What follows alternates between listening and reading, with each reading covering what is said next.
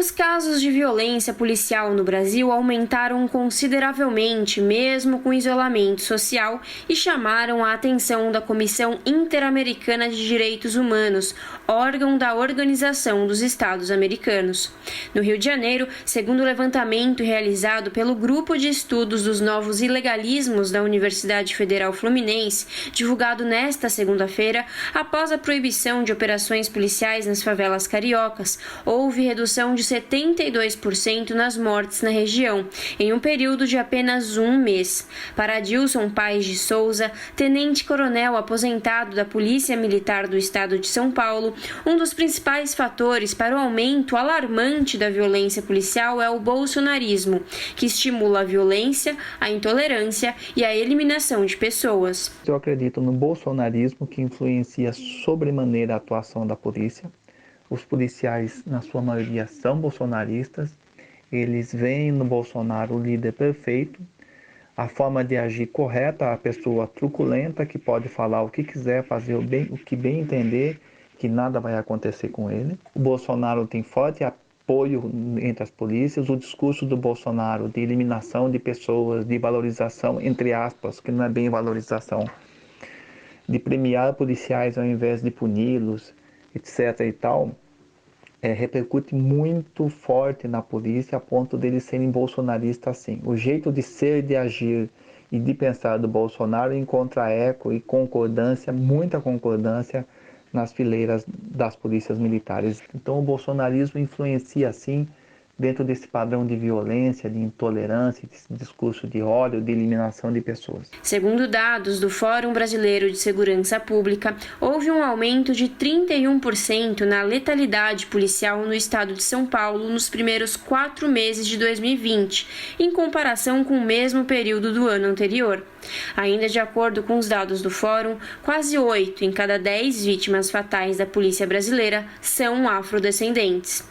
Gabriel Sampaio, coordenador do Programa de Enfrentamento à Violência Institucional da Conectas Direitos Humanos, analisa que os últimos dados de violência policial revelam o racismo estrutural do país. Para ele, só o estreitamento entre as autoridades e a sociedade civil pode reverter esses números. É fundamental que todas as autoridades e a sociedade civil organizada estejam engajados na reversão desses dados. Eles revelam um padrão que não é civilizatório e um padrão que reforça o nosso histórico de racismo estrutural que mata tantas pessoas negras no nosso país. Adilson de Souza chama atenção também para as alterações no Código de Processo Penal Militar provocadas pelo pacote anticrime.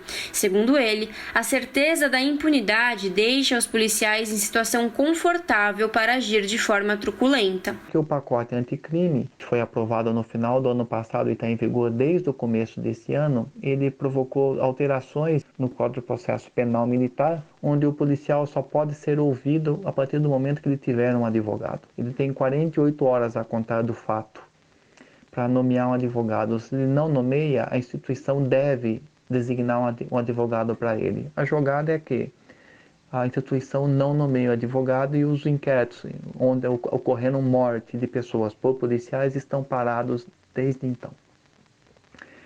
E o que em termos fáticos, em termos reais, acarreta em impunidade, porque na prática não tem inquérito. O encarregado instaura o inquérito, intima o policial fala que não tem advogado, a instituição deveria obrigatoriamente designar um advogado, não designa e fica parado o inquérito. Não pode ouvir o policial. Pode tomar outras providências, né? Requisitar perícias de armas, locais, ouvir testemunhas civis porventuras que existam, mas qualquer ato que envolva o policial não pode ser realizado. Ou seja, instaurou-se de fato, na realidade, uma impunidade. A transparência nas atividades policiais e a revogação do artigo que altera o Código de Processo Penal Militar, tornando-o inconstitucional, seriam soluções eficientes em um primeiro momento para coibir a violência policial, comenta Adilson Paes de Souza. Eu creio que, num primeiro momento, que alguém suscite a inconstitucionalidade desse artigo do pacote anticrime, o Supremo Tribunal Federal o declare inconstitucional e assim ele seja retirado, ele perca totalmente a validade, ele não pode mais ser aplicado. Isso precisa ser feito com urgência. Depois, qualquer medida que realmente, de fato, implique em transparência. Transparência na mensuração da atividade policial, transparência na apuração dos fatos, e isso de uma apuração de uma forma mais rápida, mais célere, para não reforçar o sentimento de impunidade que existe, transparência no trato com a população, transparência no tocante como são formados os policiais, acesso aos dados da polícia, mais pesquisa, ou seja, mais transparência. Enquanto essas duas medidas não ocorrerem, fica difícil falar em melhora. Larissa Borer, Rádio Brasil Atual. Aqui você ouve as notícias que os outros não dão. Jornal Brasil Atual.